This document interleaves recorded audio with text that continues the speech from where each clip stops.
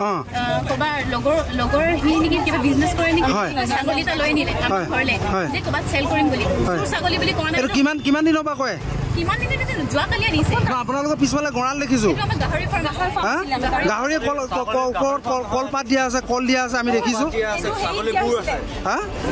ছাগলী কেতিয়া আনিছিলে যোৱাকালি কেইটা আনিছিলে 4টা ভাল ব্যৱসায় চলাই আছিলে এইটো মনে মনে ধোৱা কৰিব লাগিছিলে কামটো কেলে এনেকৈ কৰিলে সঁচা কথা নকয় নহয় সেইটোৱে কথা মনে মনে কামটো কৰিব লাগে কি নাম আছিলে আপোনাৰ ছাগলীকেইটা কোনে আনি দিছিলে কি লিখে উপাধিটো কি লৈ যায় এইবিলাকে মুখত সিহঁতি মাৰি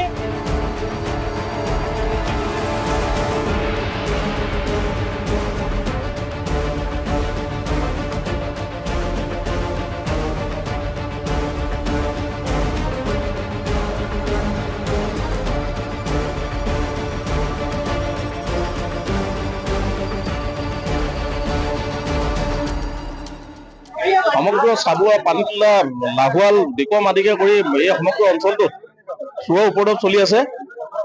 বিশেষকৈ কেইজনমান ৰাইজে চিনাক্ত কৰা চোৰে আচলতে এই অঞ্চলটোত উপদ্ৰৱ চলাই আছে। এতিয়া এনেকুৱা এটা পৰিস্থিতি সৃষ্টি হৈছে যে গ্ৰামাঞ্চলত মানে গাঁৱৰ ৰাইজে ছাগলী এজনী পুহি খাব নোৱাৰা হৈছে, গৰু এটা পুহি খাব নোৱাৰা হৈছে, চুৰ কৰি লৈ গুচি যায়।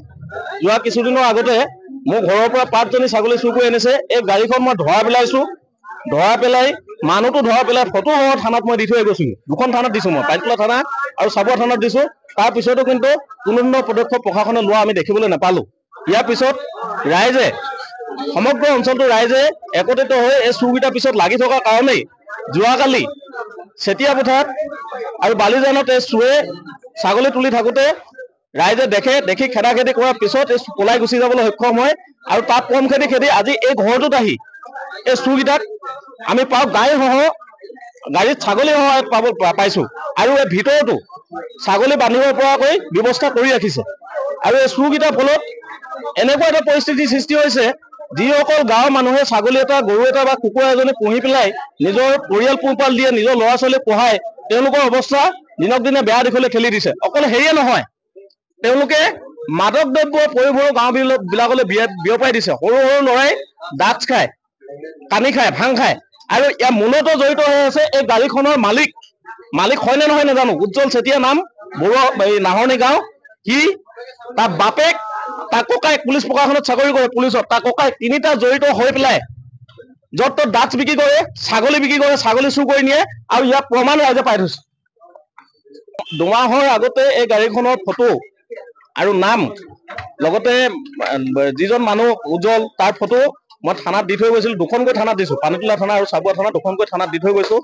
দিয়াৰ পিছত প্ৰশাসনে গাড়ীখন এদিন ধৰিছেও, ধৰাৰ পিছত একো নেপালো বুলি এৰি দিলো বুলি আমাক জনালে। একো নেপালো, এৰি দিলো বুলি জনালে। একেখনৰ গাড়ী অৰুণাচল ষ্টেচন আৰু গাড়ীখনৰ নাম্বাৰ চেঞ্জ কৰি থাকে, যেতিয়া তেতিয়া জিটি নাম্বাৰ লগাই থাকে, চেঞ্জ কৰি থাকে। ভুৱা। আৰু ইমানেই গভাই থৈ সি তাৰ মোবাইলৰ লোকেশ্যনো সি চেঞ্জ কৰি থৈ দিয়ে। তাৰ মোবাইলৰ লোকেশ্যন কেতিয়াবা অৰুণাচলত দেখায়, কেতিয়াবা নাগালেণ্ডত দেখায়, য'ত ত'ত দেখাই থাকে। ইমানেই ভয়ংকৰ হয়। এনেকুৱা গভাই এটা চোৰক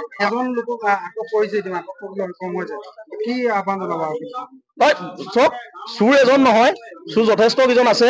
আৰু চুৰবিলাকৰ নাম ইতিমধ্যে প্ৰশাসনে গম পায়, আমিও জানো। 2-এজন চুৰ আমি দিহিঙীয়া পাৰৰ ফালে আছে বুলি শুনিছো, ভৰলুৱা ফালে আছে বুলি শুনিছো। তেওঁলোকৰ গাড়ীৰ নম্বৰ সহ, তেওঁলোকৰ গাড়ীৰ নাম্বাৰো কিন্তু, গাড়ী কালাৰ কিন্তু প্ৰশাসনৰ হাতত আছে। তেওঁলোকে কিন্তু তেওঁলোকক ধৰাৰ কাৰণে কোনো ধৰণৰ মানে ব্যৱস্থা গ্ৰহণ কৰা নাই, যাৰ কাৰণে আজি এই ভয়ংকৰ পৰিস্থিতিৰ সৃষ্টি হৈছে। আৰু গাড়ী তেওঁলোকে হাতত চোকা অস্ত্ৰ লৈ থাকে। যদি কোনোবাই গাড়ীখন ৰখাবলৈ বিচাৰে, হয় মহতিয়াই থৈ যাব, নহয় মানে চোকা অস্ত্ৰ মাৰি থৈ গুচি যাব। গতিকে ৰাইজে ৰখাবলৈও ভয় কৰে। আৰু প্ৰশাসনে বিচাৰে ফটো, যে গাড়ীত ছাগলী তুলি থকা, কিবা তুলি থকা ফটো দিয়ক। ফটো মাৰিবলৈ এইখন চাওক, এইখনত চোকা অস্ত্ৰ, এইবিলাক চোকা অস্ত্ৰ তেওঁলোকৰ গাড়ীত থাকে আৰু আছে, আৰু পাব তাত। এনেকুৱা ধৰণৰ বস্তুবিলাক লৈ থাকিলে সাধাৰণ মানুহে কেতিয়াও গাড়ীৰ ওচৰলৈ যাবলৈ নিবিচাৰিব। আৰু যাৰ কাৰণে যাৰ মানে সুবিধা লৈ পেলাই তেওঁলোকে এই কাৰ্যবিলাক কৰি আছে।